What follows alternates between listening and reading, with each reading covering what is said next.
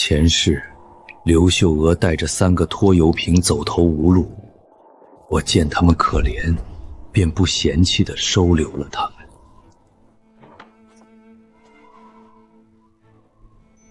甚至不惜冒着生命危险进山打猎，无怨无悔地帮他把3个孩子养大，还给李卫国买了城里的工作。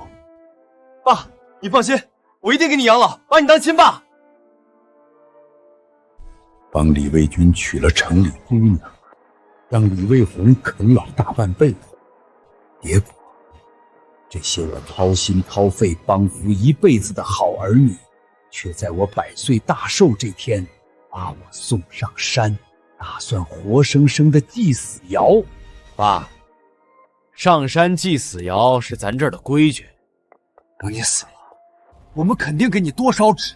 林振东，你也别怪我们心狠，你的钱早被我们榨干了，不送你去死，还留家里吃白饭啊？没错，说到底，你当初收留我们，不就是惦记我和我妈的美色？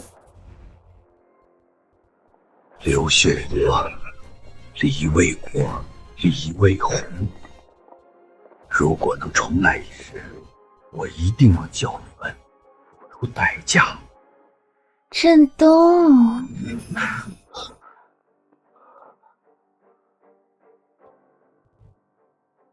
什么情况？刘秀娥这黑心寡妇怎么突然变年轻了？难道我竟然重生回了58年？振东，你要是给魏国买了城里工作，他一定会好好报答你的。前世，老子给你和那3个白眼狼儿女当牛做马，结果你却连碰都不让我碰。如今重活一世，这笔债就从你开始算。我也会好好报答你的。报答？要不是老子重生了，还真会着了你这骚货的道。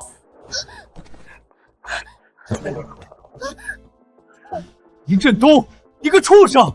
你居然敢强迫我妈！现在就去生产队告你强迫妇女！魏国，事情不是这样的，秀娥，你快帮我解释一下啊！前世我也是中了你的计，既然重活一世，这肉老子得吃，祭我也成不了。振东，你这是做什么？做什么？这话应该是老子问你才对吧？振东，你想做什么？你不是说要报答我吗？振东，我们还没有拿结婚证，你这样是不对的。哦，秀娥，你也不想你儿子没有工作吧？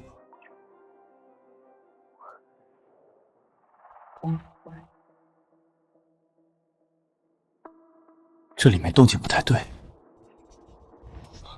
不好！弟兄们，开门！开门！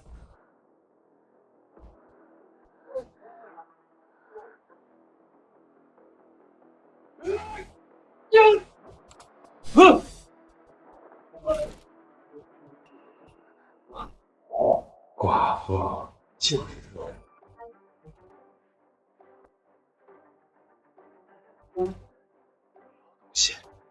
我是答应过婚前不会动我妈吗？你现在这是强奸！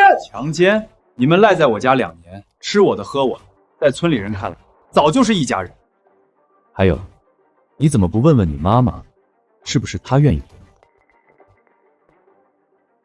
我不管，反正你和我妈发生了关系，你就得拿钱弥补她。弥补是吧？没错。来，过来一点，我好好弥补你。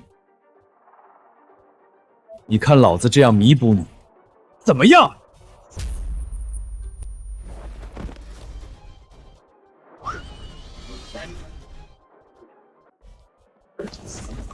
小畜生，老子就教教你什么叫他妈的尊卑有序！好东西，你敢！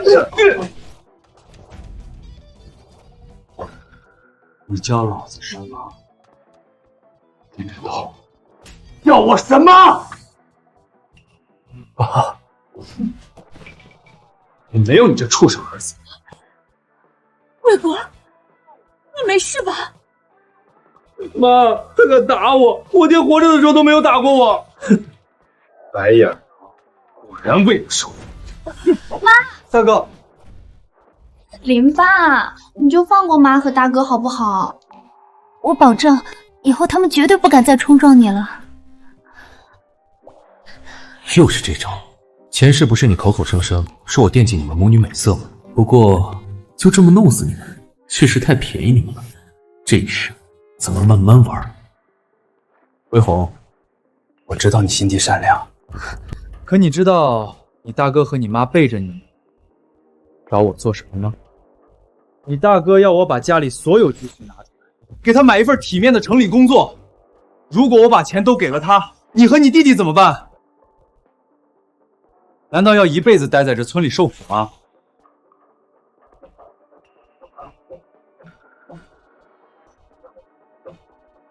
林振东，你放屁！你少理解我们兄妹！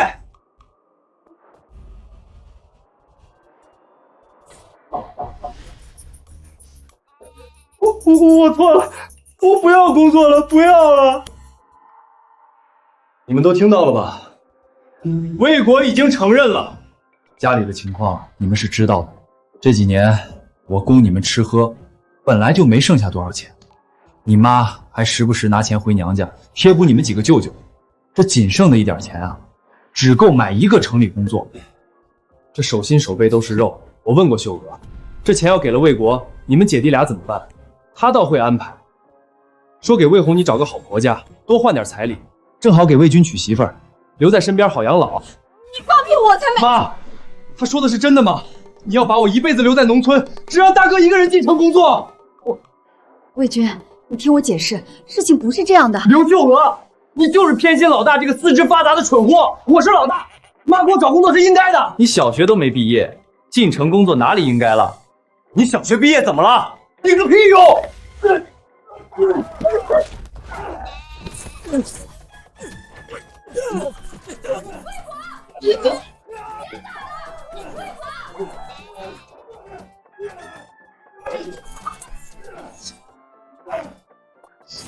魏军，你要去哪儿？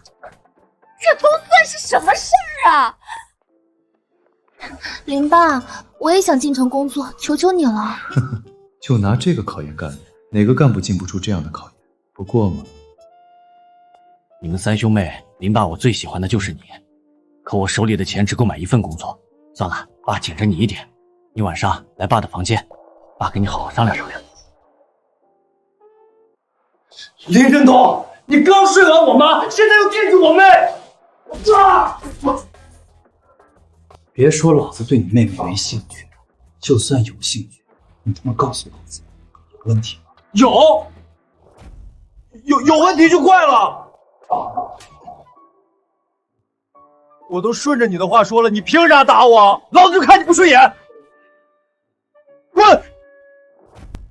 林振东，我就滚！我妈和我姐都怕疼，轻点。林爸，我现在还没准备好。还真以为老子要的是你的身子，我要的是把我受到的伤害千百倍全还给你。魏红，不着急，你可以慢慢考虑。爸先上山打猎。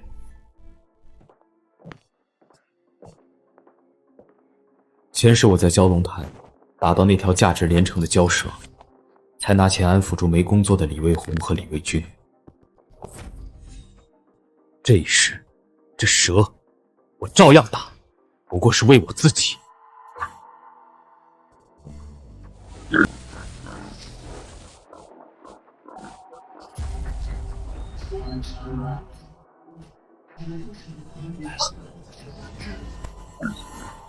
虽然不是那条蛟蛇，但这么大的野猪也不多见，总不能白来，弓箭动静小心。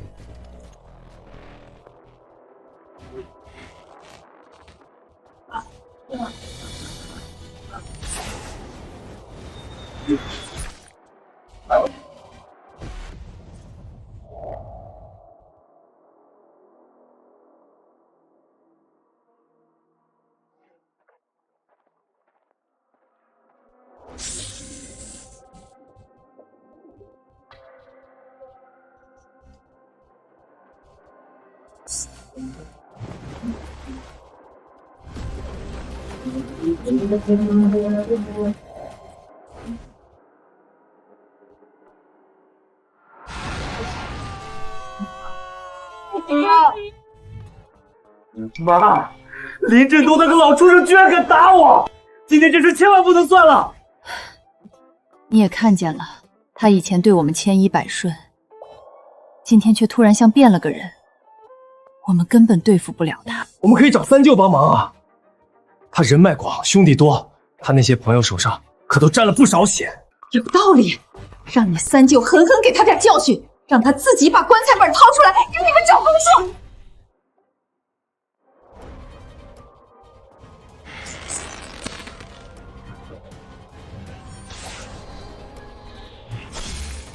好硬，看来只有堵枪能行了。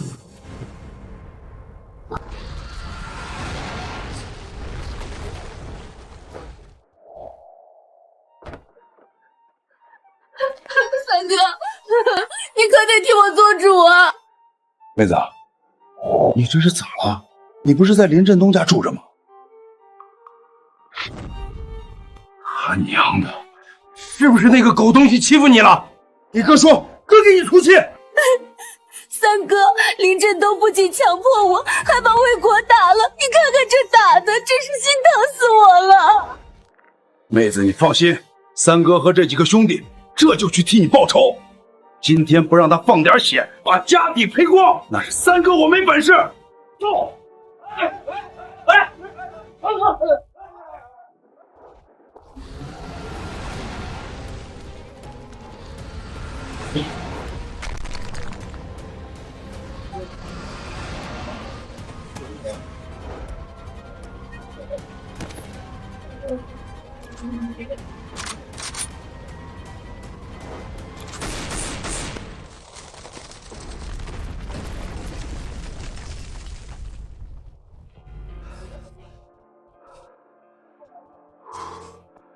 总算是死了。等等，我前世被刘秀娥那黑心寡妇蛊惑着，将这蛟蛇贱卖给了他三哥刘三娃那个地痞。后来听说有人吃了他的蛇胆，直接从病入膏肓，变得生龙活虎。这一次，我可不会让这个机缘溜走。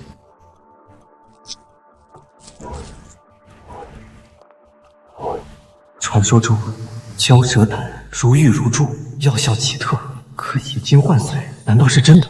不管了，吃下去就知道了。反正这蛇身也值不少。好舒服，感觉浑身暖洋洋的，而且我的力量好像也变强了不少。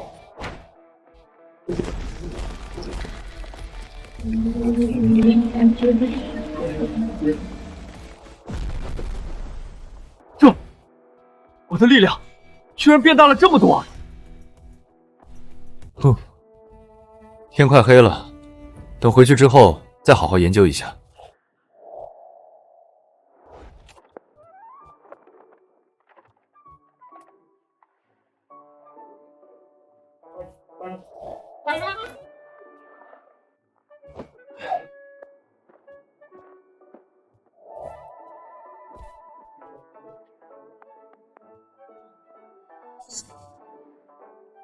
要不是力气变大，这蛇身只怕一次性都带不回去。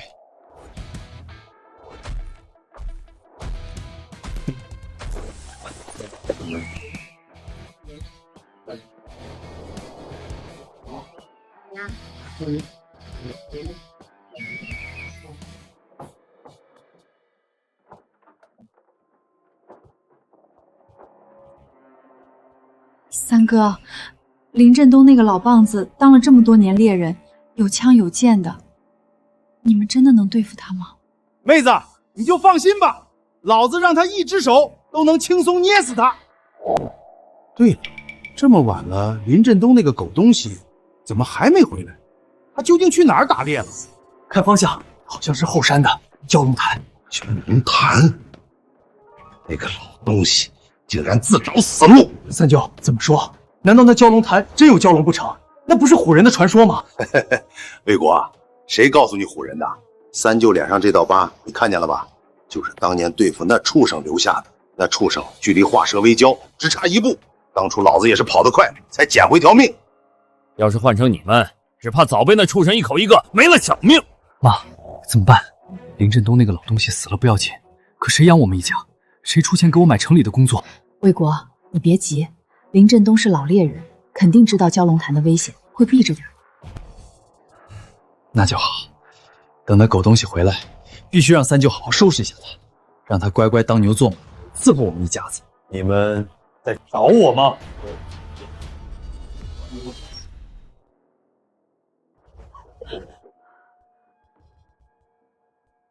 林振东，你终于回来了！我三舅带人就在屋里，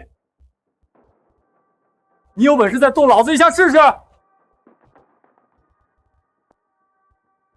龙，世界上真的有蛟龙！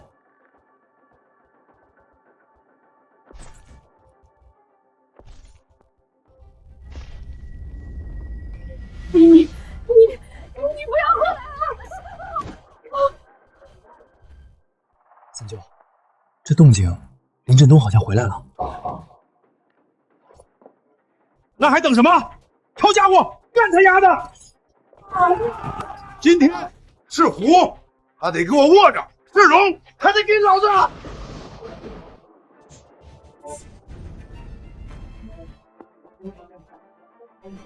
我操！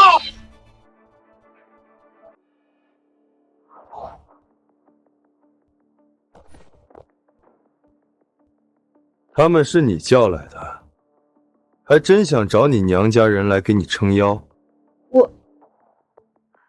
振东，你误会了，我就是找三哥来家里做客。做客？来这么多人，还拿着刀子？林振东，你少废话，老子就是来收拾你的，你又能拿我怎么样？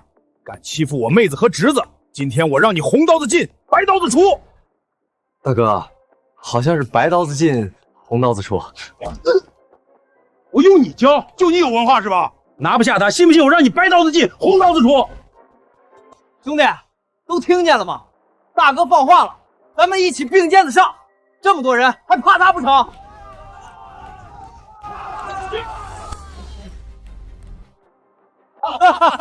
林振东，你能打又怎么样？出来混靠的是背景，靠的是人脉。你一个人能对付我三舅这么多人吗？怎么办？怎么办？林振东这老东西要是输了，这城里工作肯定没我的份儿了。魏国说得好，三舅没白疼你。来，给三舅把烟点上。你是想让林振东这废物出钱给你买个城里工作是吧？没问题。你三舅这些兄弟哪个不是身经百战？三舅向你保证。这个烟都没抽完，就让他给你跪下道歉掏钱。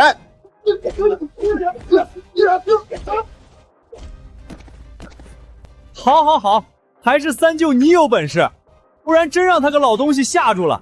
我看那什么蛟龙也是和野猪打架，让他白捡了便宜。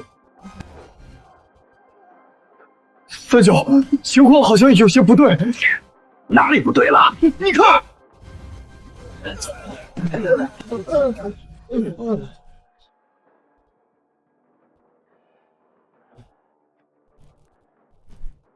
刘三娃，你们这么多人，貌似也不太顶用。现在想跑，不觉得晚了吗？林振东，我承认小看你了，老子可是你三舅哥，你要是敢动我，就是大逆不道。是吗？林振东，你个畜生，杀人可是犯法的，我要去派出所告你。靠我！你们私闯民宅，持械行凶，别说老子捅你两刀，就算弄死你，老子也是正当防卫。我错了，振东，我再也不敢了，求求你，不要杀我，你放我一马。记住，不是老子不肯杀你，而是老子今天见的血够多，就先饶你一条狗命。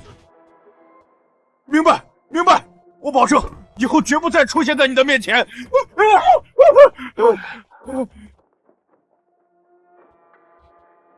现在该你们了。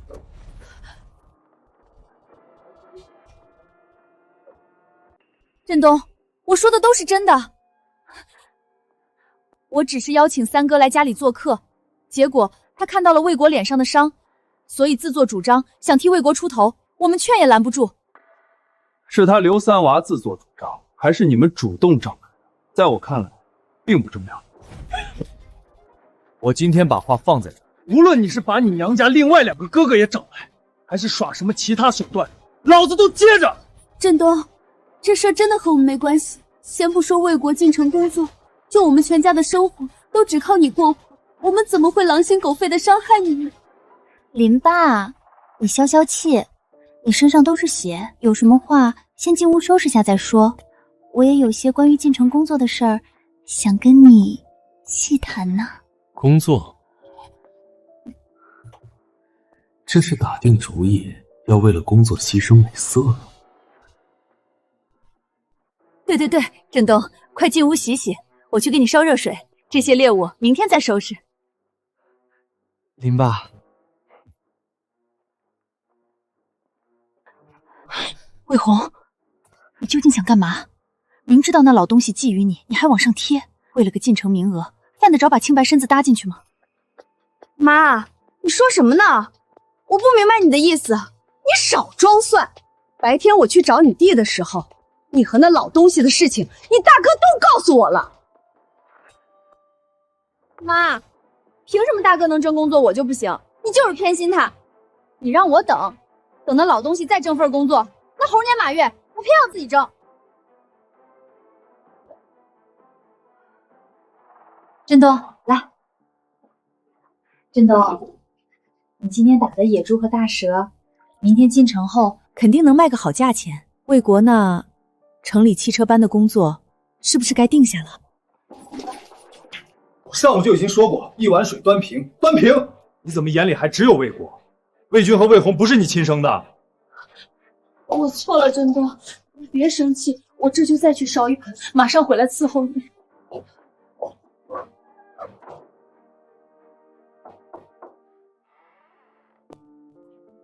爸，我来找你谈进城工作的事儿。有一说一，这个绿茶白眼狼的模样，身材确实周正，只可惜忘恩负义，蛇蝎心肠。魏红，你想怎么谈？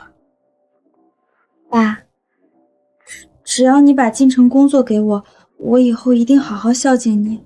你想让我做什么，我都答应。真的吗？什么都答应？魏红，你怎么在这儿？你给我出去！振东，魏红还小，不懂事儿，你别跟他一般见识。我来，我伺候你。振东，你轻点，慢点啊！轻点个屁，都没领证，反正不是自己的自行车，老子站起来蹬。林振东，夺母之仇，不共戴天。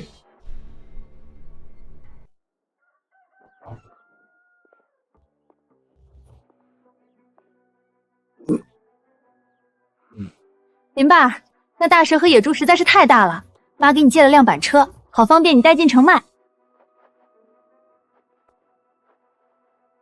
这还做着我当牛做马，供你们进城工作的美梦呢，也就想想。这么大，老哥，你这是打算卖什么？老哥，我可得提醒你一句，现在各家寻常物资都不缺，钱缺金贵，你带了这么多来，只怕很难卖掉，除非是些不多见的稀罕物。我勒个乖乖，这么大的蛇，真的假的？我没眼花吧？这哪是蛇？你看看它那尖尖的脑袋，好像要长角了。这分明是龙，传说中的蛟龙。我这算不算稀罕物？算，这要都不算，那什么算？老哥，这蛟龙肉怎么卖？算了，不管什么价，都给我搁2斤。给我来3斤，5斤，还有我。居然真的卖完了，这2块还是特意留给镇南尝尝鲜的，不然只怕也剩不下。362.5块5，放在这年代，足够寻常人家过1年吃穿不愁的好日子。我要没记错，我前世贱卖给刘三娃，连这零头都没有。哥，刘秀娥那寡妇就没安好心，还带着3拖油瓶，他们就是把你当老黄牛，趴你身上吸血。镇南，她是你嫂子，前世真南没少劝我，让我多提防刘秀娥，我却把她的好心当作驴肝肺。如今重活一世，我才知道谁是真心对我好的。真南，这是打算回所里啊？哥，你怎么又来了？我跟你说了多少遍了，刘秀娥和她3个儿女就不是知恩图报的主。你把棺材本拿出来给他们买工作，真的值吗？真南，你说的这些哥都明白，但这工作我还是要买的。哥，以你打猎的手艺，什么好女人找不到，就非要上赶着给那一家子吸血。不过不是买给李卫国他们，而是买给自己。买给你自己？没错，真南，说出来你不信，哥最近做了个梦，梦到自己对刘秀阿一家付出一切，甚至不惜和你决裂，到老了却被他们生生祭死窑等死。什么？他们怎么敢？哥算是彻底看明白了，他们都是喂不熟的白眼狼，只有我们兄弟之间才是真正的血浓于水。哥，你总算清醒了。好，清醒就好。对了，哥，你想找个什么工作？之前给李卫国那白眼牢定的是县汽车班，但我这辈子就喜欢打猎，能换成巡山队吗？这样既有份正经工作，又不耽误我进山打猎采药。巡山队这好办，咱这片区刚好有好几个巡山队员快退休了，我去找他们商量，肯定没问题。好，哥等你消息。哥，只要你别再让刘秀阁一家吸血，这点小事算什么？哪能要你的钱？拿着，亲兄弟也得明算账，不然我就不找你帮忙了。哥，只是哥你换了工作，刘秀娥一家子吸不到你的血，只怕不会善罢甘休。闹，我正等着他们闹呢。从今以后，只有老子吸他们血的份儿。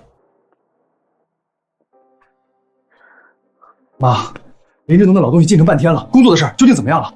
城里工作肯定是有的，可究竟是谁的，就要看你们3兄妹谁能讨得那老东西欢心。你们也看出来了，那老东西吃软不吃硬，我该帮你们的都帮了。谁的？当然是我，我都付出这么多了，你们凭什么跟我争？振南，时间不早了，哥就不耽误你上班了。这肉你拿着。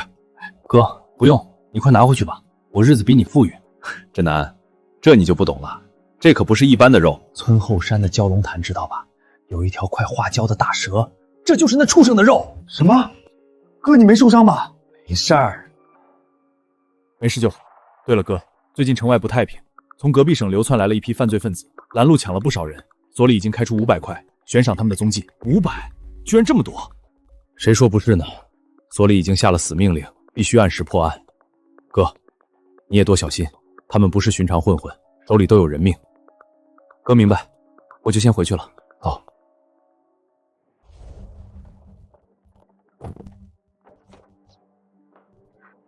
振东，累坏了吧？来，喝口水。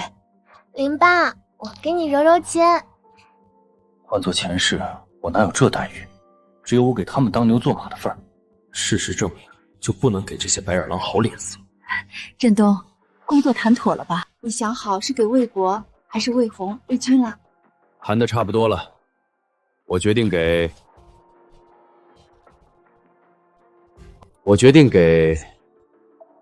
谁呢？说实话，我还没想好，手心手背都是肉，少了谁都不好。给魏红，魏军不同意；给魏军，只怕魏红也不同意。还有我啊，你怎么不问问我同不同意？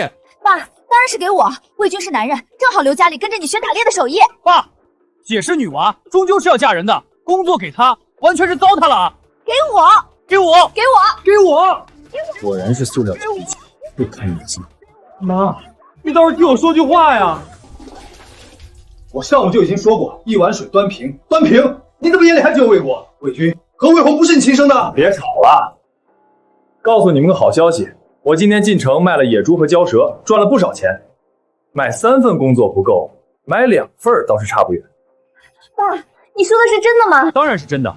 现在你们姐弟就不用争了。魏国一直不说话，想来是想通了，知道把机会让给弟弟妹妹了。林振东，你少在这阴阳怪气，让我求你，你休想！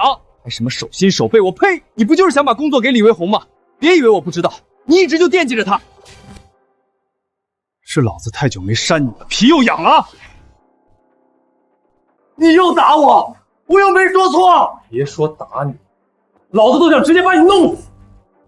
别以为昨晚刘三娃的事儿，老子没追究，你就轻飘飘接过去了。我今天就把话放在这次工作的确没你李正国的份儿，不管是1份还是2份，你都给老子一辈子待在村里吃土。哥，你看看，你又惹爸生气，你就不能懂事点吗？爸辛辛苦苦挣钱，你就这样报答他？没你的工作也是活该。我活该？我不懂事儿。好，就你们有良心，你们是一家人，我是外人，我走平了。妈，我说我要离家出走。我听见了。那你怎么不拦我？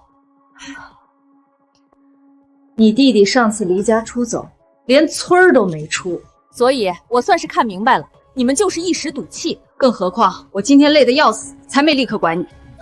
迟早会后悔的。可恨的苍蝇走了，我们也该谈点正事儿了。秀娥，这2年我每月给家里补贴了不少，你攒下来一些吧，凑一凑，应该就能买2份工作。我哪有什么钱？家里这么多张口，早花完了。这样啊，魏红，那看来你们姐弟还是得抢1份工作。2份工作，刚好我和魏军一人1份。可要是只有1份的话，就算这老东西偏向我，也难免出什么意外。不行，还是得把妈藏的钱拿出来。魏红、叶军，你们想做什么？钱真的不能动，那是咱们娘儿几个最后的保障。妈，等我进城工作，娶到城里姑娘，我才是你真正的保障。没错，妈，拿来吧你。果然是群大孝子，笑吧，尽情笑吧。希望你们知道真相，也能笑得出来。爸，给你，现在够了吧？还不少呢，都快100块了。没了，全没了！我辛辛苦苦攒了好几年了。以前你们一个个趴我身上嬉戏，我反过来牵诈一下你们，不过分吧？还差一点点，我今天在上山打猎，采点药啥的，应该就够了。好，辛苦爸了，我去给你准备上山用的东西。还有我也去帮忙。不应该啊，野猪都是群居，上回打的那头还是母猪，按理来说附近应该有不少小猪仔才对。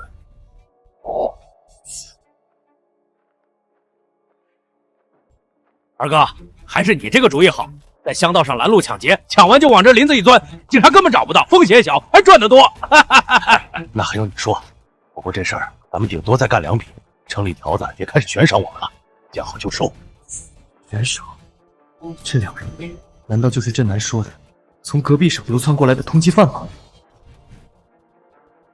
镇南可是说了，只要发现并上报他们行踪，就奖励500万。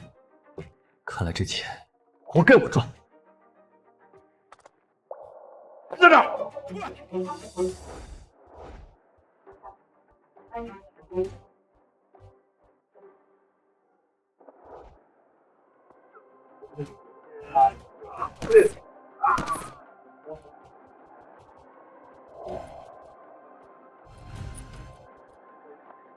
放！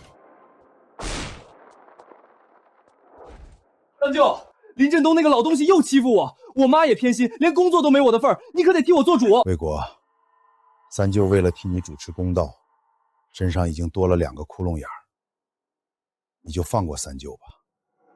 那天你也看到了，那林振东厉害的不像个人，根本不是我们能对付的。三舅，私下对付不了，我们可以去派出所告他呀，告他强奸我妈、殴打我，还有捅伤你，这些可都是坐牢的重罪。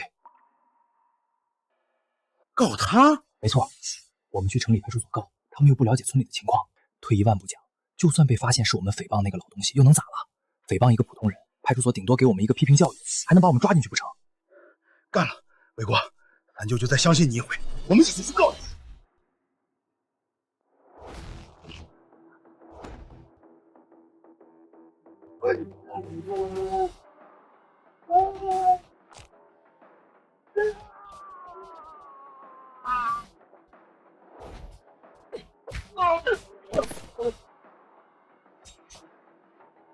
兄弟，你是哪条道上的？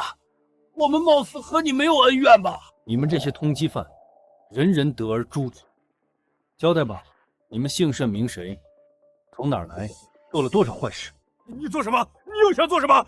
好汉爷爷，我交代还行吗？说吧。我叫刘二娃，在邻省抢了供销社，杀了人，被通缉，所以想着回乡躲躲，可两手空空，实在没脸回家，所以想着拦路找好心人借点钱花花。刘二娃，裘秀娥、刘三娃是你什么人？好汉爷爷，你认识我弟弟和妹子，他们就在林家村。混子的弟，通缉的儿子刘秀喜，你家的风水绝了啊！认识，不仅认识刘秀霞一大家子，现在还赖在我家吃我的喝我的。哎呦，原来是大舅哥，我们这真是大水冲了龙王庙，一家人不认一家人啊！你看我们这实在亲戚，今天能不能放我们一马？以后我肯定报答你。亲戚值几个钱？你知道县里悬赏你们多少钱吗？500块，这还是只发现踪迹的悬赏，而我直接把你们抓了，说不定就能得个全县表彰，这可是比钱更重要的名声。领导，你可得替我主张公道啊！哎，同志，你这是做什么？快起来，有什么事好好说。领导，求求你帮帮我，我给你磕头了。小同志，你有什么委屈就直接说吧，只要是真的，我保证给你做主。多谢领导。事情是这样的，我继父林振东长期虐待我，还霸占我的母亲，把我打成这样，还把我三舅的腿捅伤了，现在每天还得躺床上。什么？你们说的可是真的？那什么林振东不仅虐待你，还霸占你的母亲，故意伤害他人。领导，千真万确，我们要是有半句假话，天打雷劈。领导，你要不信，你看看我这腿，这2个伤口就是林振东他用刀捅伤的啊，现在还疼得厉害。无法无天，简直是无法无天！现在都什么年代了，竟然还有这种藐视法律的犯罪分子，光天化日之下，竟敢做出如此伤天害理的事儿！这句你息怒了，事情没有调查清楚，目前也只是他们俩的一面之词。你什么意思？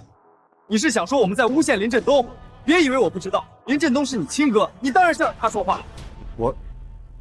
两位同志，你们放心，如果情况如实，我们一定替你主张公道，无论他是谁的亲戚，都绝不姑息。林振东，这次就算你不死，也得脱层皮。周局，好消息！林家村的生产队打电话来说，悬赏的那2名通缉犯已经被人抓获了，现在人就在林家村。什么？也在林家村？是谁抓获的？这可是我们全县的英雄典范，还不快好好准备，奖金锦旗必须得好好表彰。卫国，你觉得会是谁啊？我们村什么时候多了一位这种能逮捕通缉犯的猛人？无论是谁，只要不是林振东那个老东西就好，一定不是。你给我走快点，磨磨蹭蹭的！我已经用生产队的电话通知了城里派出所，哼，马上就会来接收你们。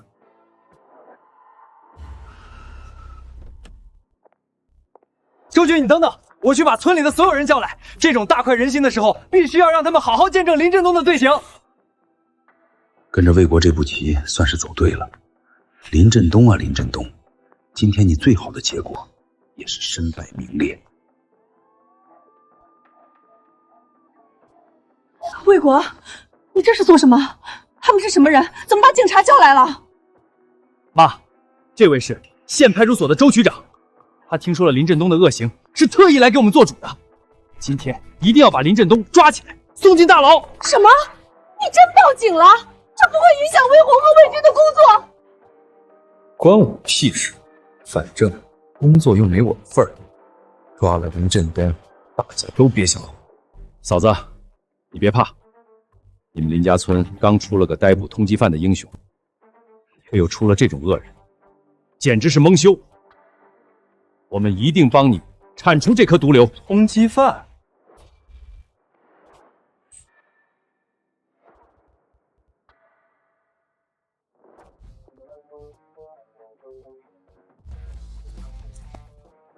毒瘤？你们在说什么？领导，是他，就是他！周局，小心，他们俩就是那2个被悬赏的通缉犯。什么？同志，他们是你逮捕的？好，你真是帮我们县里解决了一个大麻烦，我代表全县人民好好感谢你。领导，你言重了，这些都是我应该做的。身为村民，保护一方平安，是本分。哎，不必谦虚，你是不知道，为了抓他们俩，我们派出所费了多少功夫，调了多少人手，你这可是立了大功啊！你就是我们县里当之无愧的英雄，必须好好表彰表彰。来，同志，拿着，这1000块钱奖金和锦旗，是给你此次的奖励，这是你应得的。爸，你好厉害，居然抓住了通缉犯，还是2个，太厉害了！爸，有了这1000块奖金，我们的工作算是彻底有着落了，这下肯定够买2份工作了。这些是所里的奖励，我个人也可以给你一个承诺，以后你有什么麻烦都可以来找我，只要不是原则性的问题，我都可以帮你解决。怎么会？怎么真的是他？他明明该身败名裂，怎么摇身一变成了什么大英雄？魏国，现在不是想这个的时候。污蔑一个普通人和污蔑一个英雄模范完全是2回事，这要是被发现，我们俩都得完蛋。你倒是快想个办法，现在怎么办？我也没办法，三舅，我们抓紧溜吧，这是最稳妥的办法。看不见我，看不见我，警察别注意到我。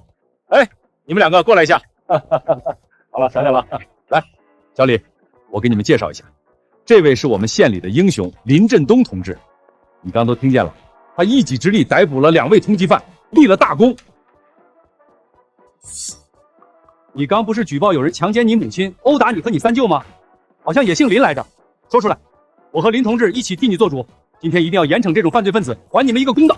领导，我记错了，我不报警了。刚才都是我一时糊涂乱说的。不报了？怎么回事？我明白了，他就在现场，对不对？是谁？别怕，有我们在，我们都会帮你出头。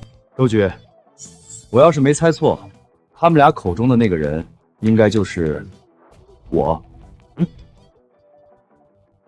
这究竟是怎么回事？林同志可是我们县里的英雄，他们怎么会举报你？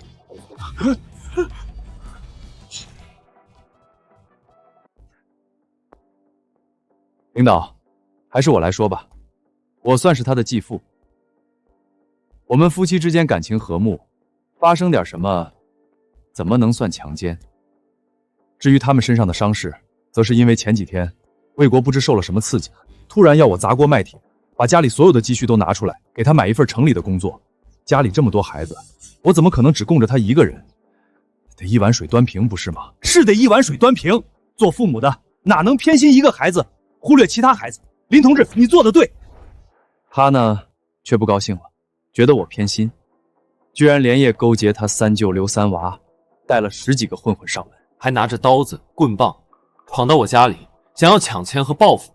我只得被迫自卫，这才不小心弄伤了他。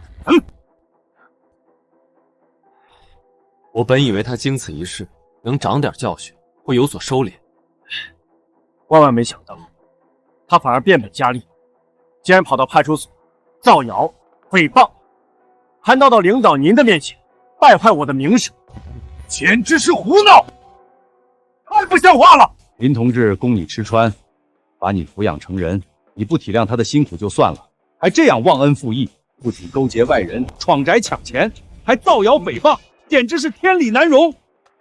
林同志，你想怎么处理他们俩？你现在可是我们县的英雄模范，你如果不谅解他们，以诽谤和私闯民宅、持械行凶的罪名，足以让他们坐3年牢。什么？3年？不，我不要坐牢，我还年轻，我不能坐牢。我错了，求求你，林爸，我知道错了，你原谅我吧。魏国啊，事到如今，你都不愿意叫我一声爸。爸，我错了，求求你就原谅我吧，我绝对不敢了，我真的不想坐牢，我以后一定好好孝敬你，再也不惹你生气了。魏国，你叫我一声爸，我更不能让你误入歧途啊！我没办法教好你，所以还是让国家好好改造一下你吧。让你知道什么是礼义廉耻，什么是知恩图报。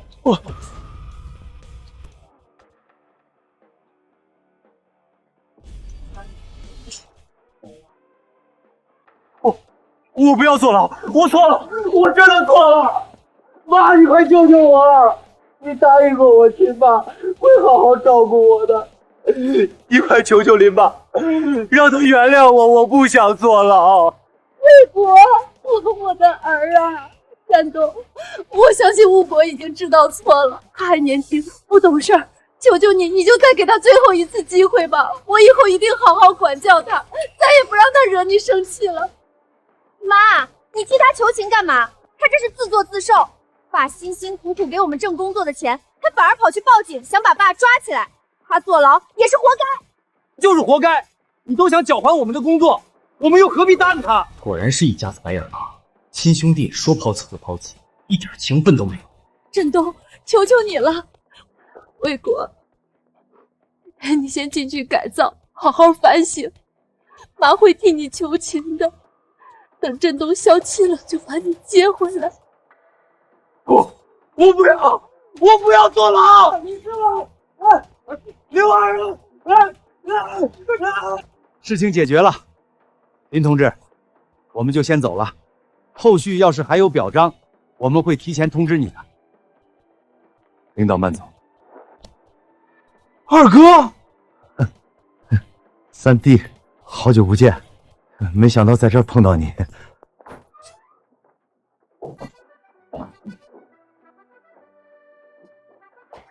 爸，现在大哥进去了，家里又得了1000块的奖励，买2个城里工作绰绰有余了。你看我们的工作什么时候能办下来？就是，爸，你打算什么时候办下来？我还等着工作去追城里的对象呢，还心心念念工作呢。呵呵，李卫国进去了，接下来就该轮到你们了，新仇旧恨一起算。你们就放心吧，爸明天就进城去给你们办工作。爸答应你们的事儿肯定做到，不过你们答应我的事儿也得办成。爸，你就放心吧，人家一定会好好报答你的，绝对不会让你失望的。魏鹏，你这是做什么？爸刚回来累了一天了，也不知道给你爸倒杯水，快去倒水。究竟想干嘛？真要为了个城里工作，什么都不管了？妈，你烦不烦啊？我自己心里有数，我不过是给那老东西一点甜头，工作定下了，你看我还搭不搭理他？就是，要不是我在追求个城里的富家小姐，需要份体面的工作，我才不会低三下四的叫他爸，真是恶心，一点都不想叫。人前叫爸，人后就叫老东西是吧？你们果然没让我失望，一点都没变，还是这么忘恩负义。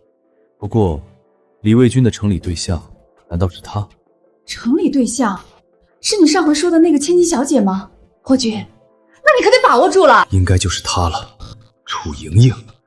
前世李卫军那崽子冒充大学生，花言巧语把她骗婚成功。我老年凄惨，被祭死窑的时候，整个家里也只有他愿意偷偷帮我，给我送点吃的喝的。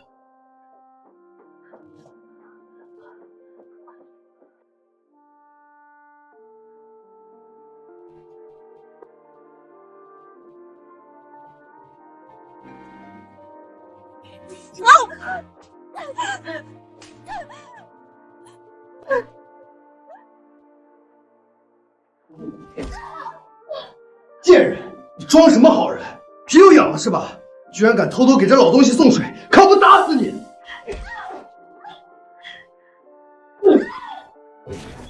上一世我被你们害得惨死，他被你们害得家破人亡，过着生不如死的日子。这一世我绝不会让这种事再次发生。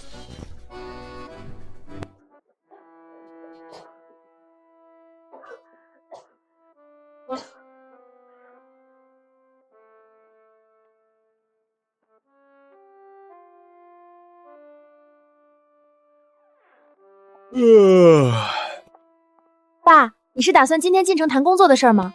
钱够吗？这是我攒的零花钱。爸，我想去百货公司当售货员。爸，这是我的，我不挑，我就想找个坐办公室的。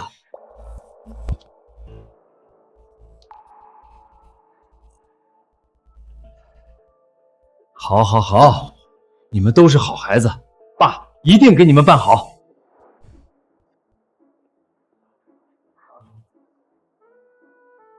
买个屁的工作！你们不是喜欢压榨我吗？那我花点你们的钱享受享受，不过分吧？摸坏了你赔得起吗？这一辆100多块呢。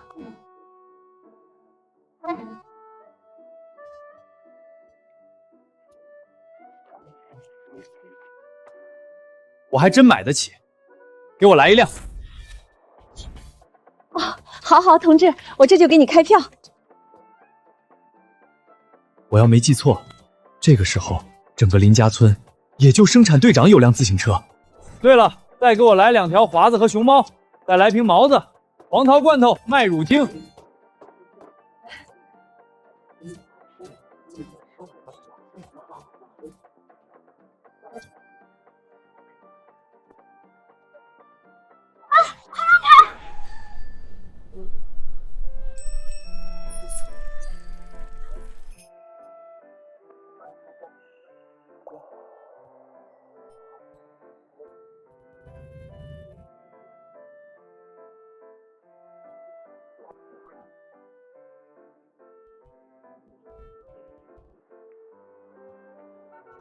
是他。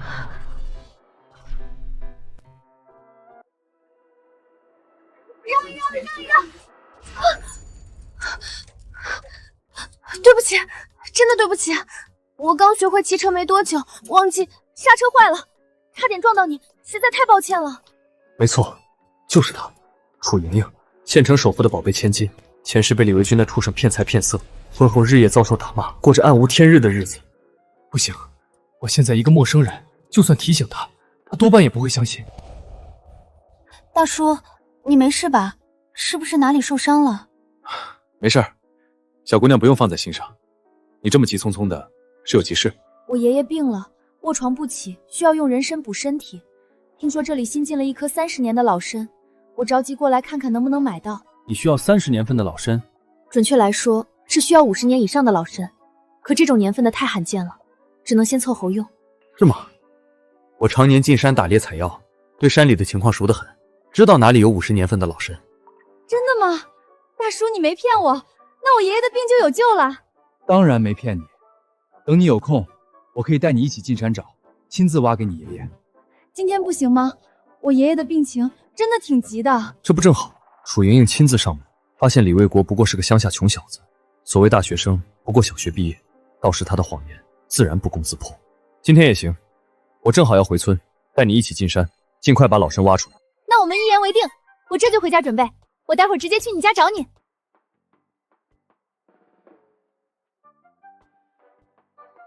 哥，难怪你不给刘秀娥一家西西，原来是攀上了咱县首富的宝贝女儿。别瞎说，我多大年纪，他多大年纪？说正事儿，巡山队的工作办成了吗？当然，你现在可是县里的英雄模范，这点小事儿还不是手到擒来？工作证明都给你办好了。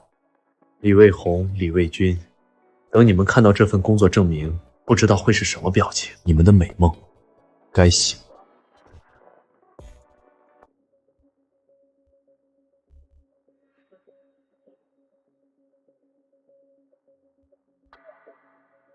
哟，藏什么宝贝呢？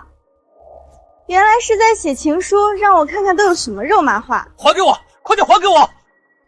大海，你好多水啊！莹莹，你那么美，你知道我每天在大学有多想你吗？我的天，这谎话你也编得出来？还大学，小学也是刚刚毕业而已吧？你懂什么？这叫浪漫，你就是嫉妒我。等我有了城里的工作，和莹莹结了婚，我就是县城首富家的女婿了。到时候吃香的喝辣的，让你们都羡慕。首富女婿，你追的那个什么莹莹是县城首富的女儿？没错，莹莹就是咱县楚首富的宝贝女儿，长得漂亮又有钱。等我娶了她，我就真正飞黄腾达，再也不用看林振东那个老东西的脸色了。好，好，好，魏军，你可得好好把握住，这可是千载难逢的好机会。帮你们买下城里的工作，应该是林振东那个老东西的极限了。你要是能拿下首富女儿，我们一家就再也不用受穷了。放心吧，妈，那楚莹莹就是个不经世事的傻白甜。我跟她说自己是名牌大学的大学生，家住城里的洋房，父母都是干部，她居然真的信了，哼，被我耍得团团转。爸回来了，我们的工作办好了。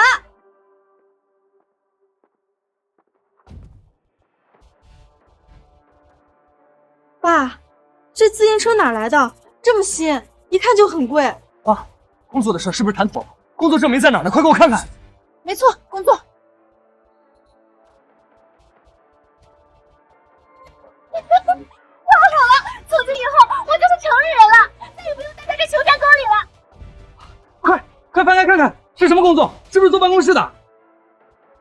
县巡山队现聘林振东同志为队员，任期3年。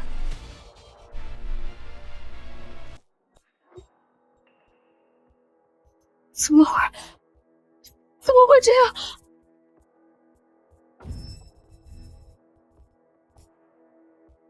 怎么了？振东，不是说给魏红和文军找工作吗？为什么变成你了？还是什么巡山队？是不是哪里搞错了？还能是为什么？当然是因为你的宝贝大儿子李卫国呀！我之前就在想，他那样闹，跑到派出所报警，造谣污蔑，会不会连累我们？都是他害来，我猜的都是对的，我们的工作都被他毁了。没想到还能从这个角度解释，倒是省了我不少功夫。魏军说的没错，实在是魏国造谣报警那事儿影响太坏了，县里的领导都知道。我原本托人想把魏红办去百货公司当售货员，魏军办去县五金厂坐办公室，可人家一听说我们家庭成员有劣迹，就怎么都不肯收了。李卫国就是个祸害，自己坐牢还不够，还连累我们。等他从监狱里出来，我一定要找他算账，都是因为他，我们的一切都毁了。振东，工作没办成，那钱总拿回来了吧？魏军谈对象急需用钱啊，还有我们之前给你的那些钱也得还给我们吧？那可是我们的血汗钱。人家说这是我们自己的原因，出了这种事儿概不退还。给百货公司的钱，人家给换成了这辆自行车和这些东西；给五金厂的钱，人家给换成了巡山队的工作名额。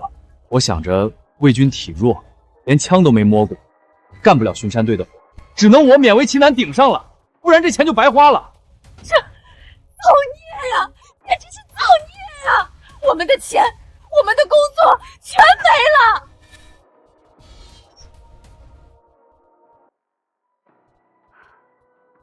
看来这就是你们俩的命，进城工作的事儿，只能以后再想办法了。费尽心机，又是勾引，又是争抢，讨好卖乖，到头来竹篮打水一场空，还把自己的零花钱都搭进去了。我不甘心，都是你的错，都怪你生了个好儿子，害了我们一辈子。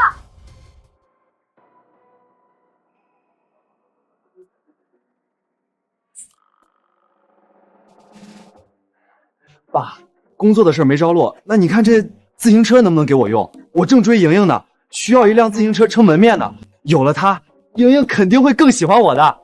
是啊，振东，魏军现在追的那城里姑娘可是县城首富的千金。魏军要是成了首富女婿，他肯定会好好孝敬你的，我们一家也能跟着沾光，飞黄腾达，不是？孝敬，是我亏着良心砸锅卖铁帮你包装自己，买自行车、买手表，帮你冒充大学生，结果却害了楚莹莹一家，让她受尽折磨。这件事，你休想再利用我，休想再靠近楚莹莹一步。爸，你倒是说句话呀！我保证，等我追到莹莹，和她结了婚，就把自行车还给你，还会给你买更好的。还保证呢？按时间算，楚莹莹差不多已经到村口了。你还是想想，你的所有谎言被戳穿，会是个什么下场呀？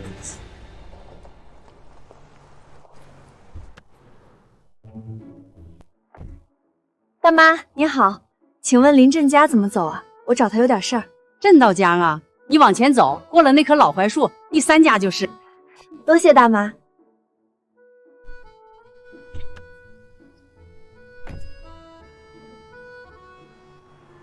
这姑娘长得跟仙女似的，还开着小汽车，怎么会找林振东那个老猎户啊？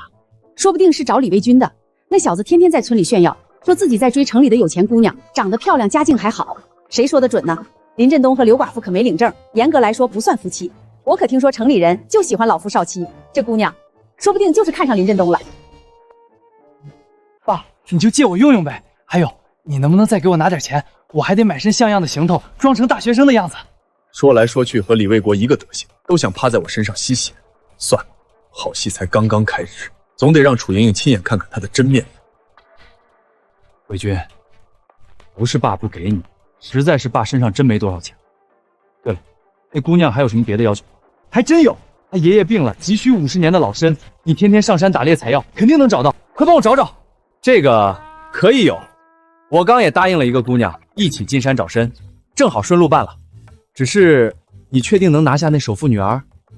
首富家的姑娘眼光肯定高得很，你那点小把戏真能糊弄住她吗？放心吧，爸，楚莹莹就是个傻白甜，只要不被发现我假冒大学生，我说什么她都信。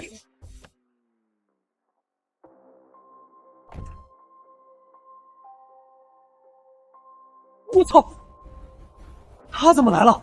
我跟他说我现在在大学里，可千万不能让他发现我在这儿。她呀，就是我约好一起进山找参的姑娘。怎么？她就是那个什么首富千金？爸，你怎么不早说？重点是我也不知道。妈，你们千万注意，别露馅儿。我先进屋躲起来，绝对不能让他发现我，不然就前功尽弃了。就这副不堪的模样，楚莹莹堂堂首富千金，真能看得上？大叔，我来了。我们什么时候进山找参啊？我已经迫不及待了。就你一个人，而且进山采药，你穿这身不合适，换这套吧。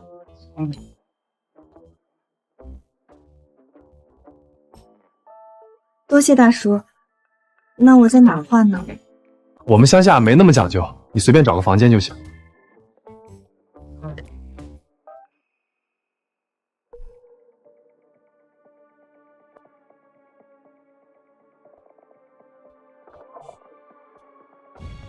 不好！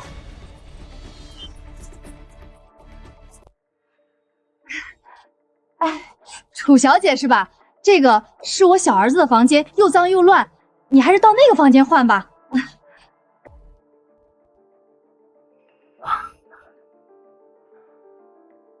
好险，差点就露馅了。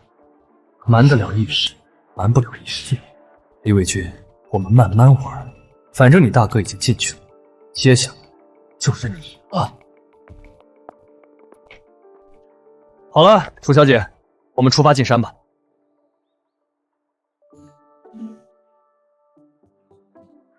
林叔，我能摸摸你的枪吗？我还从来没打过枪呢。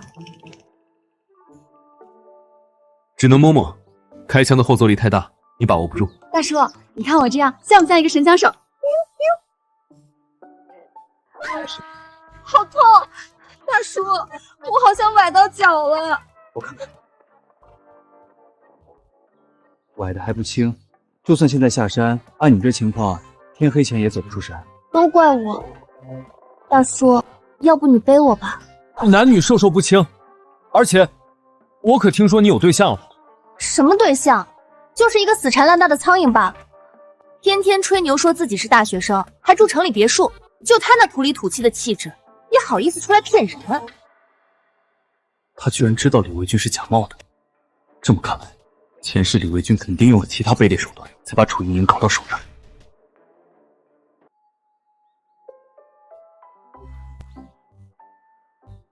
大叔，对不起，我给你添麻烦了。没事儿，你第一次进山，难免兴奋好奇。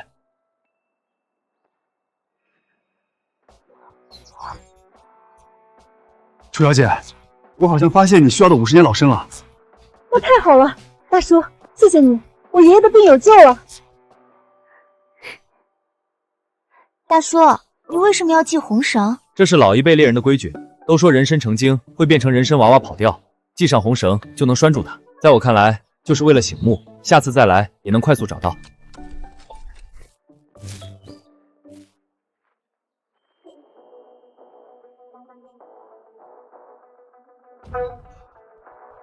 成了。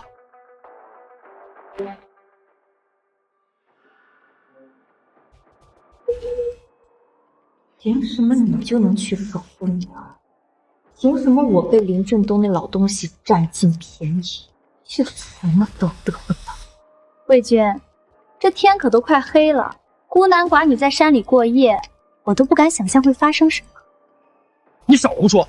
楚莹莹是城里人，眼光高得很，怎么会看上林振东那个老东西？就算是我，都还没碰到他的手一下。是吗？我看林振东比你有本事多了，又会打猎又会找参，楚莹莹说不定早就看上他了。李卫红，你给我闭嘴！反正莹莹不可能看上那个老东西，更不会允许他碰他一根手指。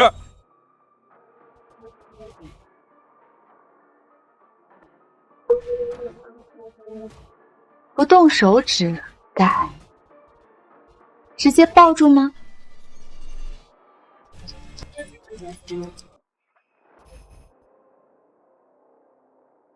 好啦，现在手也牵了，他们过来了，快藏起来，你可千万不能暴露。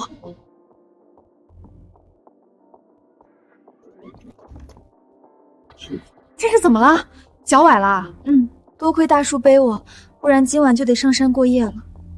振东，这么晚还没吃饭吧？你赶紧找药给楚小姐涂涂，我去给你们做饭。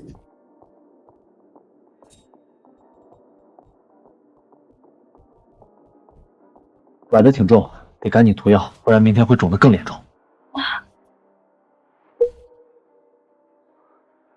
快，你出去帮莹莹涂药，绝对不能再让那老东西碰她。凭什么我去？你不是他对象吗？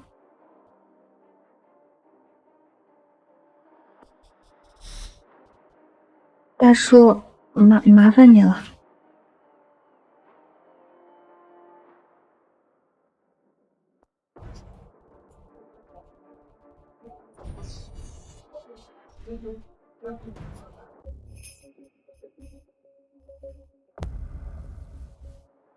什么对象？就是一个死缠烂打的苍蝇罢了。就他那土里土气的气质，也好意思出来骗人？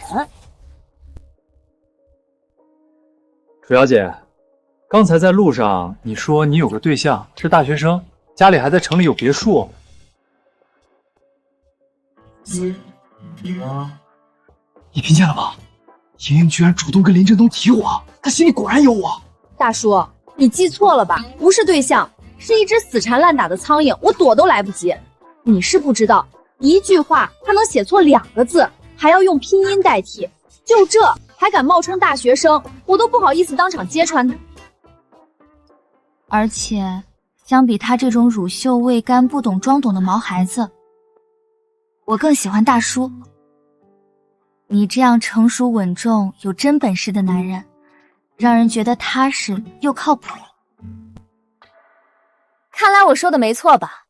人家不仅没看上你，还早就把你看穿了。打一开始就知道你这大学生是冒牌货。死缠烂打，乳臭未干。我在莹莹的心目中居然是这样的，我不！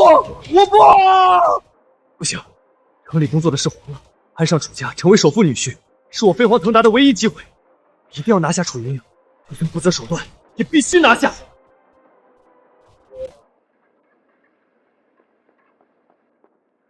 妈，小鬼给咱家母猪配乳药，还有吗？快给我找出来！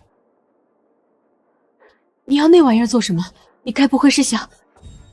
魏军，你疯了！那可是县城首富的千金，要是把他惹恼了，楚家动动手指就能弄死我们全家。妈，真的不能再等了。楚莹莹看林振东的眼神都不一样了，明显是看上他了。生米煮成熟饭是现在唯一的办法，到时楚家就算再不愿意，也得认下这门亲。妈，风浪越大鱼越贵啊！就算真出了事，我就说是我一个人干的，跟家里没关系，绝对不会连累你们。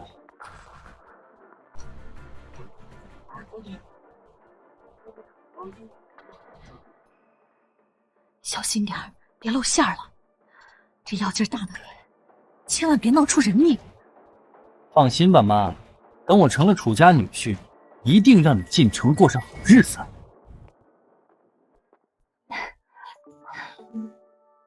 大叔，休息了一夜，我的腿是好了一些，但还是用不上力，只怕还是开不了车回去。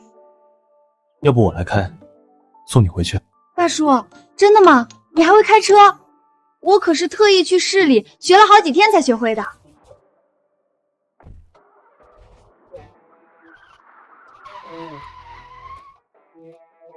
大叔，你也太厉害了吧！打猎、找参，还会开车，简直是全能，也太有魅力了吧！怎么可能真的会开车？我都不会，这不可能！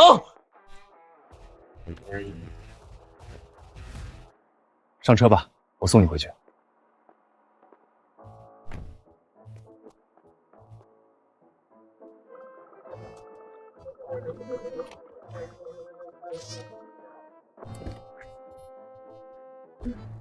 这有首歌咋唱来着？我不应该在车里，应该在车底。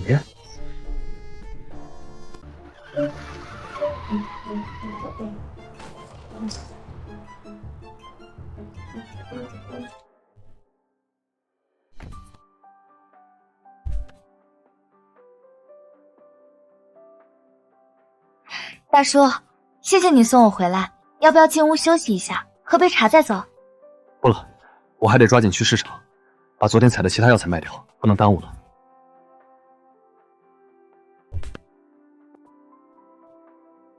对了，这是你需要的50年人参，快拿去给你爷爷煎药，别耽误了病情。大叔，这是你好不容易才找到的宝贝，我都没跟你谈价钱，你就这么给我了？什么宝贝不宝贝的，你爷爷的病要紧。大叔，你放心，我绝对不会让你吃亏的。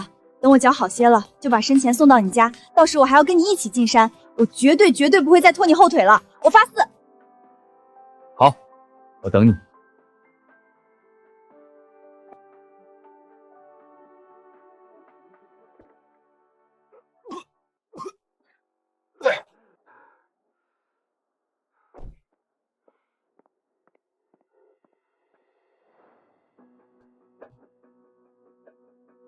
这么煞费苦心跟来，我倒要看看你能耍出什么花样。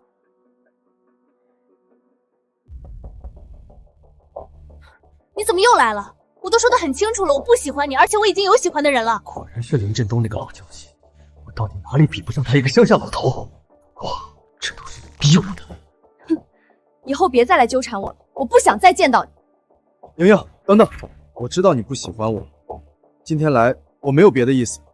只是想请你吃顿饭，就当是我们最后的告别。吃完这顿饭，我以后再也不会来打扰你了。你说的是真的？吃完这顿饭，你就再也不来纠缠我了？莹莹，你先坐这儿，我去点菜。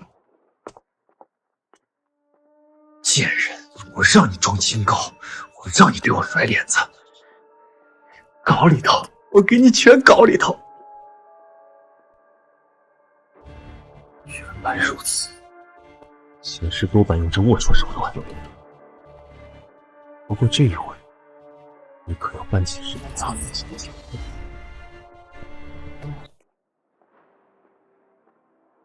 爷爷，上菜还需要点时间，先喝点水润润嗓子吧。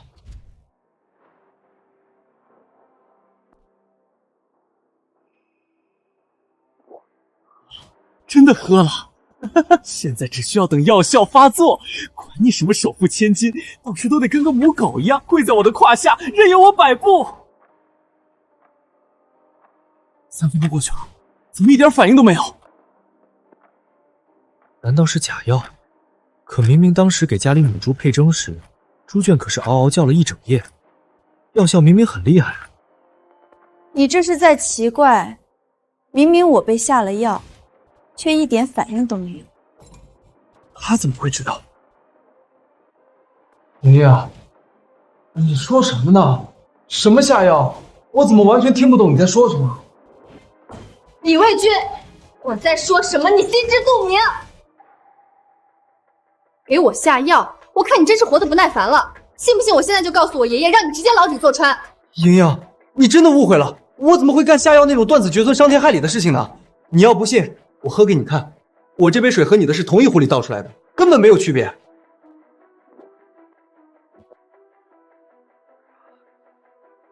太热了，是这天太热了，屋里又不通风。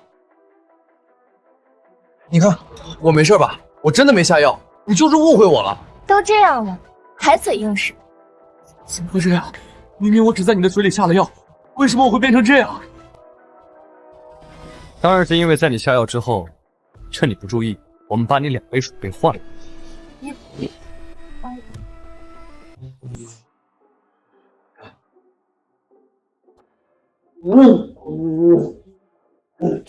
这药下的有点多，如果不及时缓解，怕是会出人命。那也是他自作自受，这种人不该给他点教训。服务员，问你个事儿，你们店里的肉都是每天新鲜现杀的吗？你什么意思啊？我们饭店做的都是良心生意，后院现在还拴着一头大肥猪呢，不信你自己去后院看。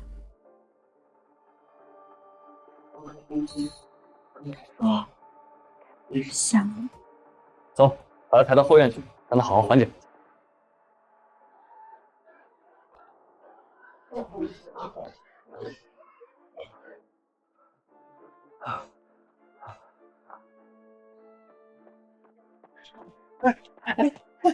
美人儿，别走，来，让我亲亲你，抱抱你。宝贝儿，你怎么好像变胖了？身上的肉也多了不少。不过白白胖胖的也挺好，愈发眉清目秀，我更喜欢了。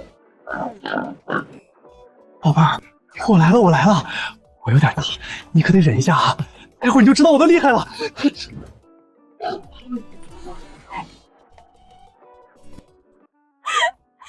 大叔，你也太损了，居然能想到这样的办法，不过也真是太解气了。我看李卫军以后还有没有脸见人，还有没有胆子再出来骗人。他这是罪有应得，要不给他点刻骨铭心的教训，他只怕会更加变本加厉。对了，大叔，你怎么知道他要给我下药？你不是说去市场卖药材了吗？难道你担心我，一直悄悄跟着我？其实李卫军是刘秀娥的小儿子，勉强算是我的养子。他就偷偷藏在汽车的后备箱里，跟着我们一起进了城。我早就发现他了，知道他没安好心。什么？他居然是你的养子？没错，之前在家里的时候，他就一直藏在房间里，生怕被你发现他是在冒充大学生，还偷偷着观察我们的动静。大叔，他叫你一声爸，要是我们在一起了，他是不是就得叫我一声妈？别瞎说，我们年纪差距太大了，不合适。我还有事儿，先回去了。大叔，我一定会拿下你的。反正你和刘秀娥又没领证，不算真正的夫妻，而且他们一家子都只是想吸你的血，根本不配待在你身边。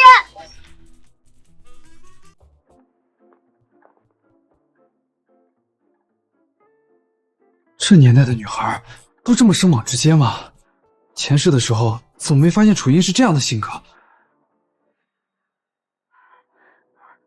振东，你可算回来了。卫军呢？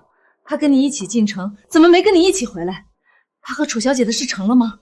卫军，我进城是送楚小姐回家，压根没和她在一起啊。你们说的事成了，又是什么意思啊？没事没事，就是伪军出门前跟我保证，说一定会拿下楚小姐，让我们都跟着沾光，过上好日子。我有点担心他。妈，你和李卫军肯定瞒着我们做了什么，快说，你们到底又做了什么？魏红，我说了，你可不要生气啊。你弟弟这样做也是为了我们这个家。其实他打算给楚小姐下药，生米煮成熟饭，让楚家不得不认下这门亲事。下药？刘秀娥，她疯了吗？那可是楚家的千金，县城首富的宝贝孙女，她花言巧语，冒充大学生去骗楚莹莹，算她胆子大。可她居然敢给楚小姐下药，这已经不是她一个人的事儿了，这是要连累我们全家给她陪葬了。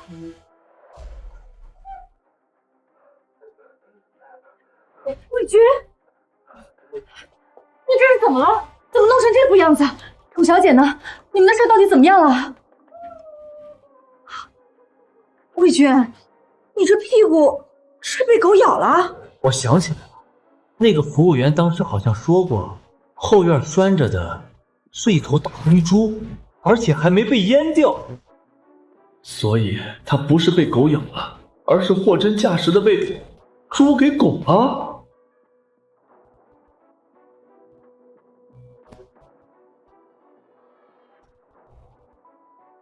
魏俊，这到底是怎么回事啊？事儿究竟成了没有？你和楚小姐到底怎么样了？你倒是给妈一句话呀！妈快急疯了！妈，来不及解释了，现在真的没时间说这些。你快帮我收拾几件换洗衣服，再拿点干粮，我得连夜出去避避风头，不然就真的来不及了。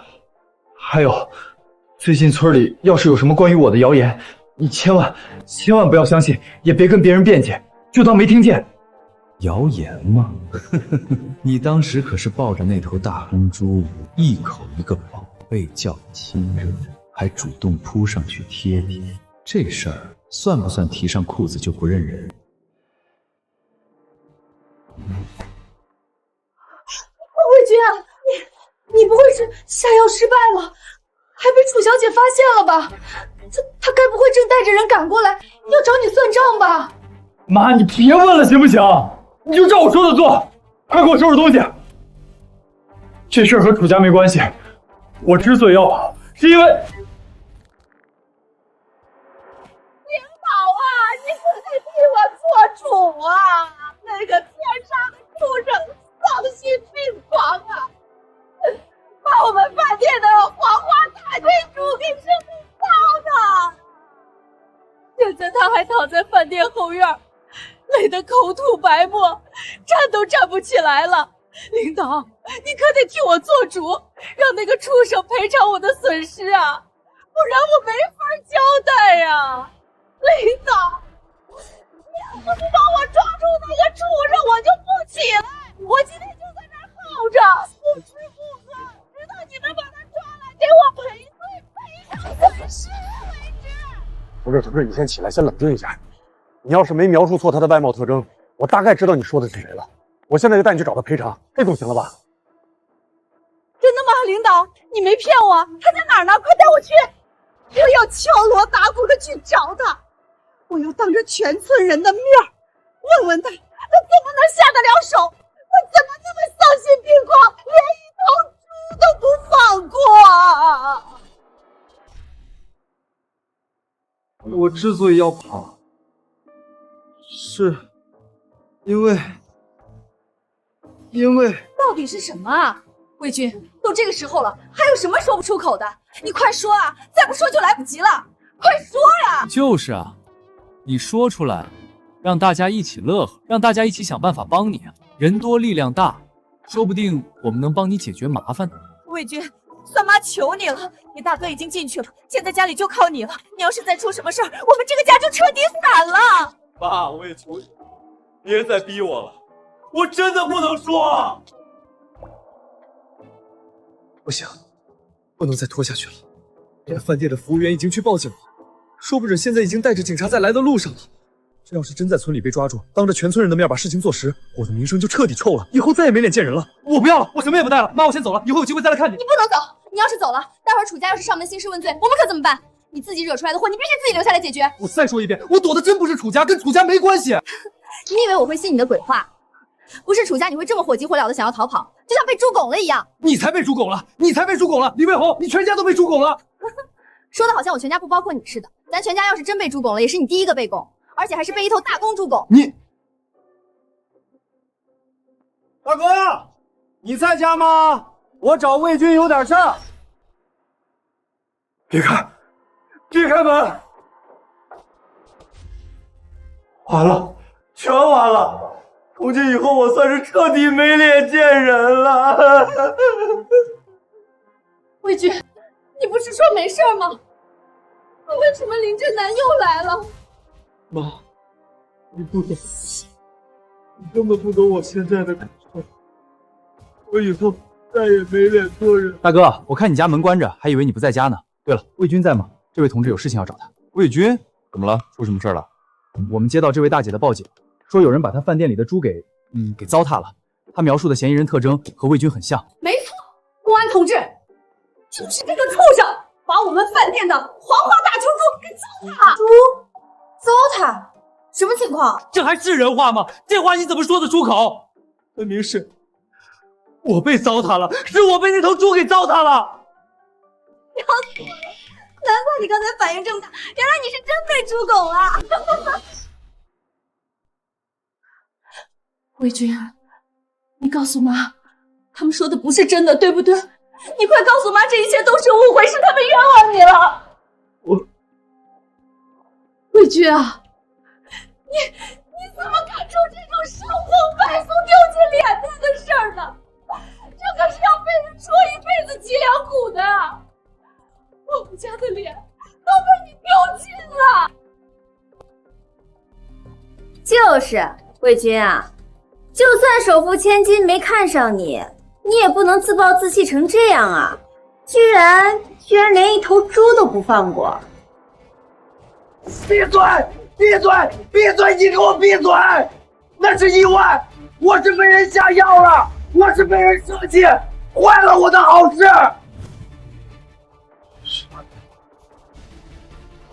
当然是因为在你下药之后，趁你不注意，我们把你2杯水杯换了。最好别让我知道你是谁，不然我一定和你不死不休。放药，现在说这些还有什么意义？一切都已经发生了，我让你别冒险，你非不听，还说什么风浪越大雨越贵。现在好了，不仅失败了，还闹出这么大的笑话。那个，正南，魏军这事儿说到底也只是一头猪，算不上什么大事儿，是不是？我们只要赔偿这位大姐的损失，就能放过魏军？理论上是这样的，只要你们愿意赔偿她的经济损失，并且取得她的谅解，这事儿可以私下解决。哼，也别说我欺负你们，这头猪是我们昨天刚买的，价格不贵，一共花了39块8毛钱。但是他把我们那纯洁无瑕的黄花大龟猪糟蹋成那样，必须得付精神损失费。对，就是精神损失费。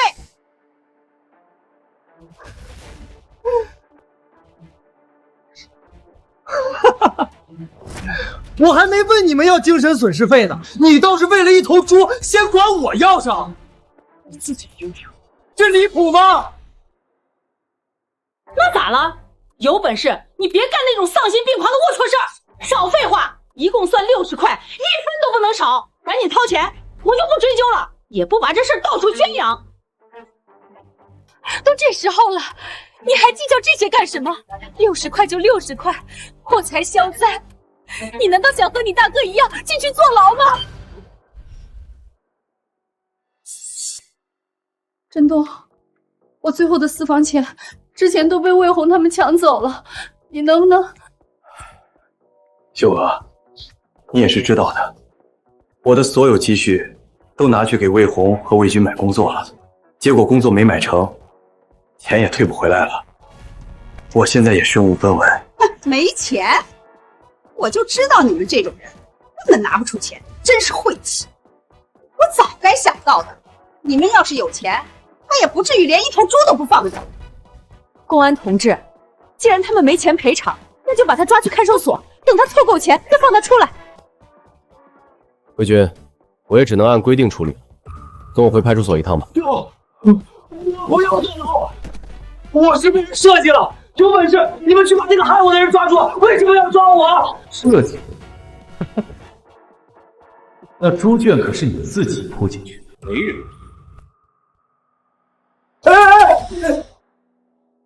魏军，我知道是谁坏了你的事儿，那个人就是我。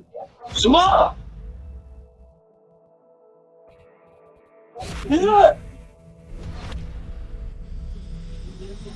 还敢动手？什么？我要杀了你！林振东，我一定要杀了你！原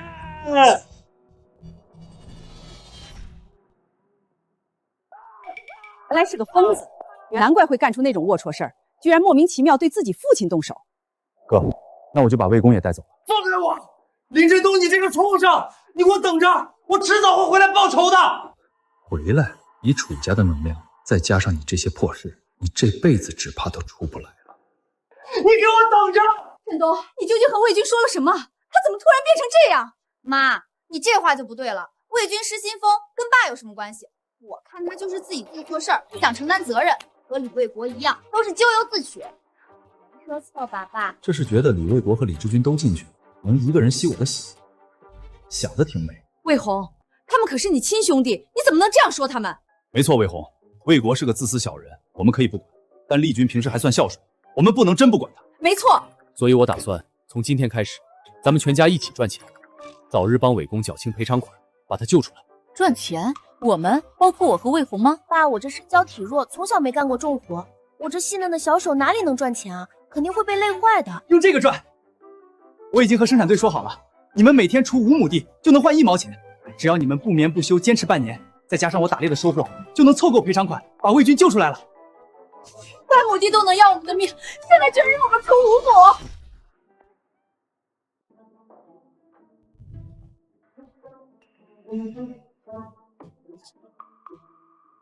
起床了，该去上工锄地了。再不起了，今天的工钱就没了。那什么时候才能给魏军缴清赔偿？妈，咱们真要听点老东西的话去锄地吗？你都多久没干过这种粗活了？不干又能怎么样？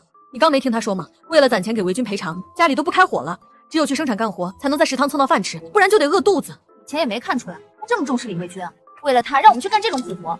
前世自让你们吃香的喝辣的，你们却把我付出当理所当然，还把我送进祭死证。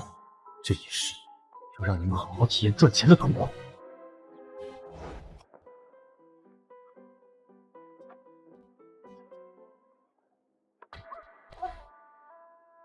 妈，我不干了，我这才干多大一会儿，手上就是全是水泡了。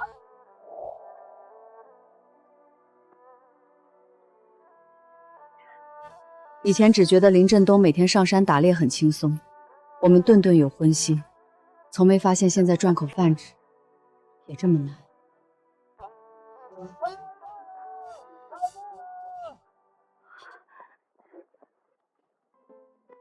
快看看里面有什么，我想吃红烧肉。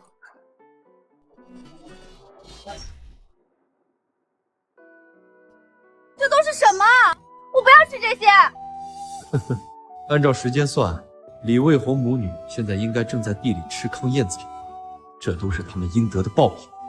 上菜喽！红烧大鲤鱼，糖醋里脊，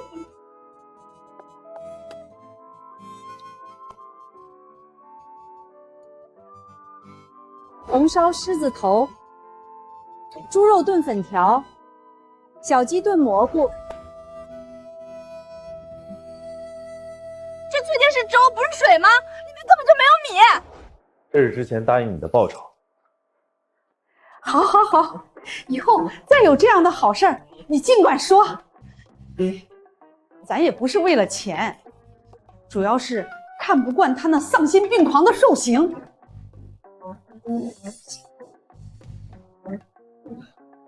大叔，你不是躲着我吗？今天怎么愿意约我见面了？谁说我躲着你了？实在是你年纪还小，我们俩不合适。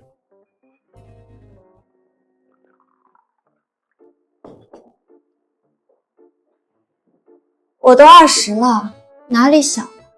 不信你仔细看看，摸摸也行。好了，大叔，不逗你了。说正事儿，多亏了你上一回找到的50年老参，我爷爷的病好多了。这是卖参的钱，你拿着。这么多？哪里多了？这才200块，50年的老参可遇不可求。足够了，这已经远超市场价了。要不是爷爷不让，我都想给你1000块呢。对了，这些是我最近采的药材，你看看有没有爷爷需要的。大叔，这是30年的灵芝，50年的三七，还有这80年份的天麻，这些药材价值连城，足够顶我们小半个楚家了。你都是怎么找到的？这才到哪儿？这些只是我靠着前世的记忆，把山里最外围的药材简单找了一遍而已。往里面走，还有更多宝贝。现在我看爷爷还怎么说你穷，说我们门不当户不对。只是大叔，刘秀娥一家子要是知道你赚了这么多钱，肯定又会来吸你的血。他们没机会了，该收拾的都收拾了，两世恩怨也该彻底了结了。收拾？你打算怎么做？大叔，带我也要一起。放心，少不了你的份儿。我会让他们乖乖自投罗网，除非他们真愿意受一辈子折磨。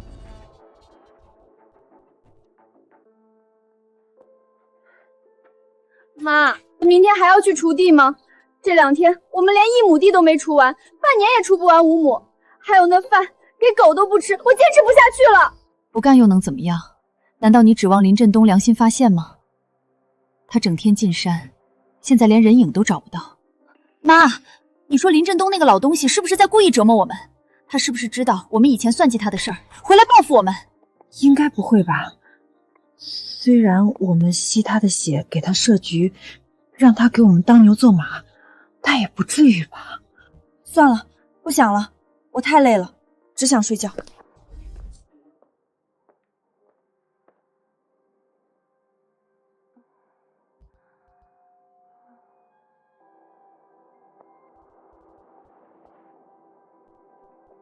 爸，上山祭死爻是咱这儿的规矩，等你死了，我们肯定给你多烧纸。林振东，你也别怪我们心狠，你的钱早被我们榨干了，不送你去死，还留家里吃白饭啊？没错，说到底，你当初收留我们，不就是惦记我和我妈的美色？刘秀娥、李卫国、李卫红，如果能重来一世，我一定要叫你们付出代价。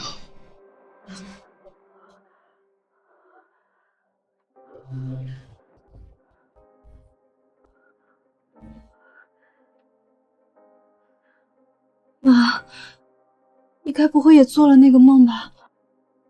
难道你也……等等，魏红，那该不会不是梦，是林振东的前世，他是重生回来报复我们的。应该不会吧？世界上怎么真的有重生这么离谱的事情呢？肯定是我们最近太累了，才做了同样的噩梦。可这是唯一的解释啊！如果林振峰前世是被我们祭死窑冻死的，他回来报复我们，那他做的所有事儿就都说得通了。性格突然大变，又逼着我们锄地受苦。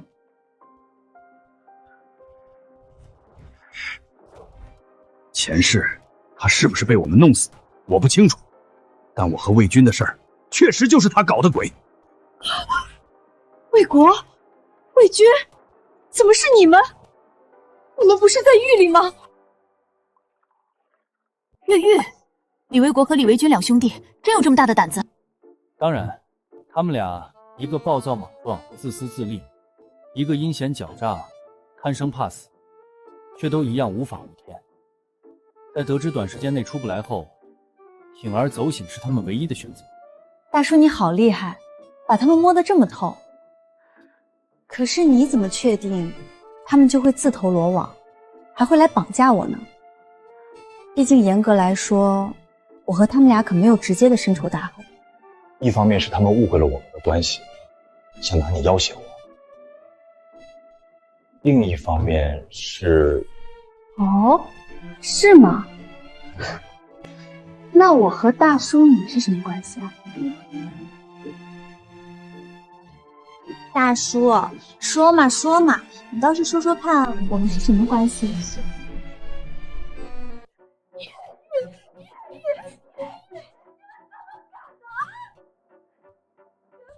是坐几年牢，还是赔点钱的事儿？现在再被抓住，那下面……妈，事儿都已经到了这个地步了。而且你知道我被抓那天，林振东那个老东西说了什么吗？说了什么？他说，就是他调换我给楚莹莹下药的水，也是他把我送进中学的。不仅是魏军，我仔细想了想我的事儿，也感觉一切都像是被林振东那个老东西牵着鼻子走的。可就算真全是他搞的鬼，又怎么办？你们又对付不了他。对付不了他，可以对付他在意的人，可以对付楚玲玲啊。没错，我和伟军已经商量好了，绑架楚莹莹，不仅能报复林振东那个老东西，还能勒索楚家。而且，只要有了钱，我们全家就能换个地方重新生活。可是，妈，你刚不还说，万一我们做的梦都是真的话，林振东绝对也会报复我们俩的吗？我们好像也就只有这么一个办法了。大哥，魏国和魏军越狱，现在所里找他们都忙疯了。你怎么突然把我叫来楚家，还特意叮嘱别让人看见？大叔来了，他们真来了，全被你说中了。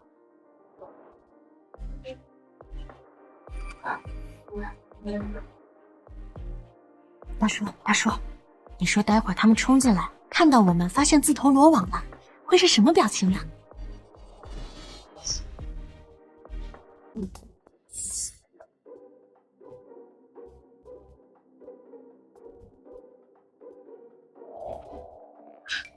魏军，楚家可是首富，真的没事吧？妈，你就放心吧，我已经调查清楚了，整个楚家现在只有楚莹莹在家，所以我们唯一应该担心的就是有人突然从门外闯进来。这还真是自投罗网。不愧是首富家，这装饰一看就花了不少钱。再有钱又怎么样？待会儿还不是我们的。楚莹莹是楚家唯一子嗣，只要我们绑了她，楚家什么条件都会等。乐君，你居然调查的这么清楚，那等我们拿到钱，你会放过楚莹莹吗？那就要看她能不能把我伺候舒服了。谁让她不识好歹，居然和林振东那个老东西勾搭在一起。老东西，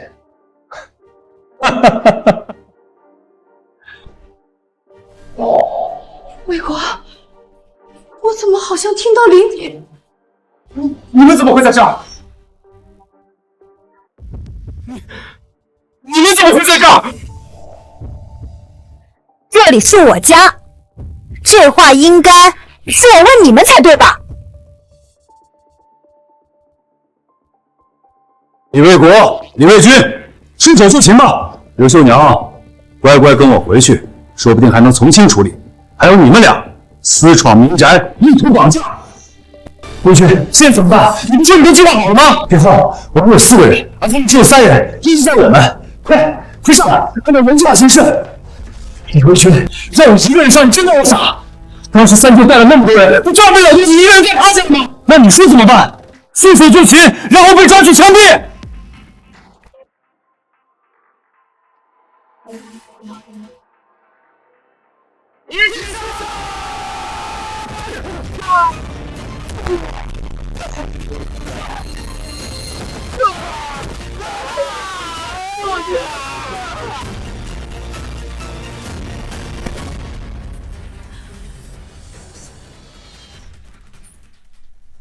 抓住他们，应该足以让你立个大功了吧？我立大功？大哥，这不行，他们是你抓住的，我也没帮上忙，我不能抢你的功劳。而且你听我说，光把他们带回所里，对我来说就已经是不小的功劳。也行，从今以后我们都要好好的，怎么样？走吧，跟我回所里。说实话，我是万万没想到。没错，你们这……我想起来了，是你家人就得找你亲戚，真的，没错了，就在你看在我们夫妻一场，看在我这么多年的份上，你就放我一马吧。没错，只要你放过我，我什么都答应你，我一定把你伺候的舒舒服服。伺候？没错。你们这对蛇蝎心肠的母女，白送我也不能要。白送都不要，那你之前我只不过是在戏弄，只不过是为了在你最高兴的时候将你从天堂坠入地狱。事实证明，你为了工作，为了利益，果然不要脸的出卖尊严和一切。